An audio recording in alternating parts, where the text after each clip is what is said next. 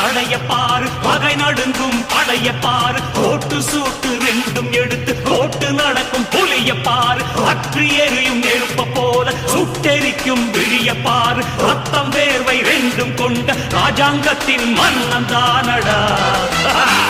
இவன் பேருக்குள்ளே காந்தம் உண்டு உண்மைதானடா இவன் பேருக்குள்ளே காந்தம் உண்டு உண்மைதானடா